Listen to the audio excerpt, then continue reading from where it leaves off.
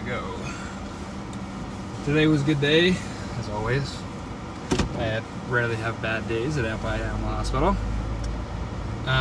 Mike's, my boss's wife, showed up. She is in town for a little while. She, I'm just gonna see if I can angle this up a little bit so it's not like staring at my chest. I can't really tell. So she's actually going to vet school right now too. So they're both going to be vets, which will be cool. And I think, I'm not sure what they're going to do about it. I don't know if they're going to like share the practice or if they're going to like, I don't know what they're going to do. But she got another year. She'll graduate next May. So, but it's fun to have her here because she was really cool. She reminds me a lot of Sydney. She's short, kind of crazy. So basically Sydney. We almost had an enucleation today, which is the removal of an eyeball. Oh, so close. But the owners didn't want to pay for it. Sadly enough, I think we euthanized. I wasn't there for it, but I think they did it while I was in a different room. But yeah, we euthanized, which is sad. I think people's budgets are too strict when it comes to pets. Like, I get most of the time, it's not like your main concern. Sorry, I'll turn that down. It's probably loud. I get most of the time it's not your main, like pets aren't your main concern, and like it might put you in debt, or I don't know. I get that, but like I don't get when people are just like, yeah, I don't want to spend a couple $100 like to just save my pet. Doesn't make sense to me. What else did we do today? Pretty standard day. I feel like I'm getting things down a little bit faster and better, and explaining things a little bit more precisely, with more confidence. Yeah.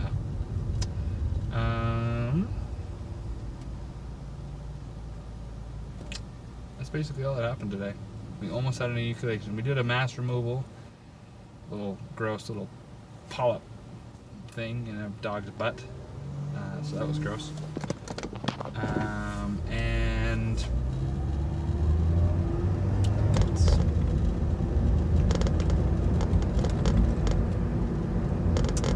yeah, it was pretty good. It was pretty slow. I mean, that wasn't slow.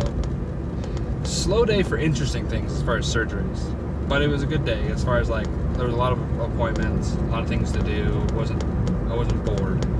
Which sometimes, it's not always just the fact that it's there, it's just sometimes you just don't have any appointments, and so you have nothing to do but clean stuff. And sometimes there's just deep cleaning that doesn't need to be done, but you might as well do it because you're there and you're getting paid, so better than sitting around doing nothing. Yeah, it was cool. I was talking to Sarah a lot about vet school.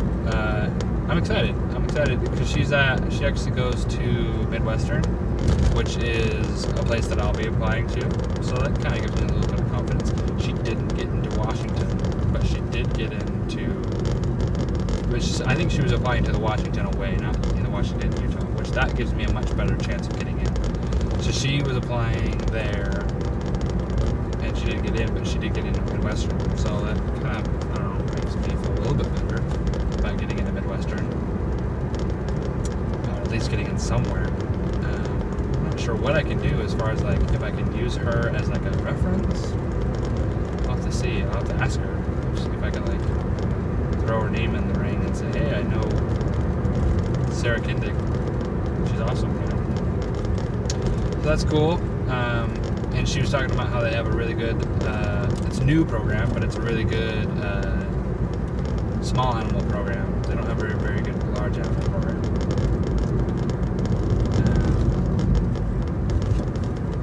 But it'll be cool. It's weird. She was saying that I think it's because Mike and Sarah are rare specimens. They have like so much experience because I think Sarah worked as a vet tech for a long time. And at that point, you're almost a vet. Like, you get so much training and like you just get so much experience and of like diagnosis and stuff like that like you just get used to it, and like you can almost do most stuff before you go through vet school. So that was the thing. Like, she was apparently they don't like it when you're that trained because you already have your opinions and they want to like shape you into the vet that they want you to be. I just found it so interesting that like why would it matter? Like I guess if you have your preconceived notions, you kind of like you're a little bit harder of a student because you already know things or have your opinion about things, and you're less of a sponge to just soak up everything they want you to know and the way that they do it. But I think it's dumb. Like they should, no matter who they're teaching, they should be like open to the fact that like, yeah, this person probably has their own opinions already. I mean, especially if it's a 4th year of vet school, I'm sure they have at least some experience, and so they're going to have their own opinions about things.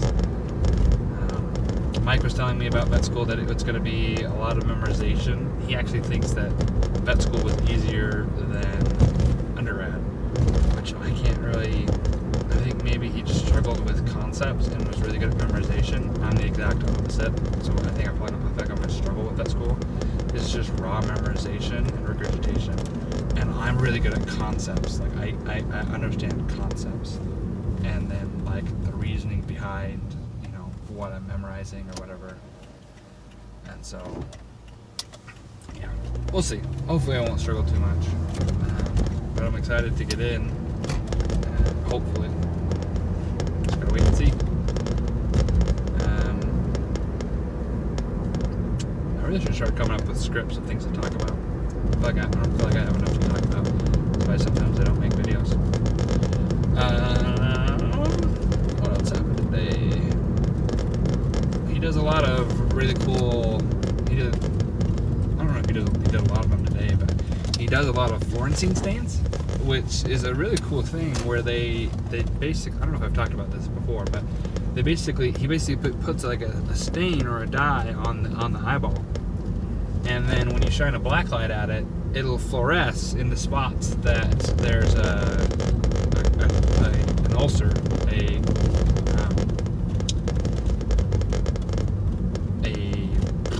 corneal ulcer. And I think he does that to check for corneal ulcers, but I think also mainly he does that to make sure there are no corneal ulcers before he just prescribes this something that's called Neopolydex, and it's this this eye drop that he prescribes a lot, that helps with just I think it's antibacterial, and it's a steroid, I think, and it just flushes the eyes out, gets them healthy. I think he might even use them for himself. But yeah, and it's like a human thing.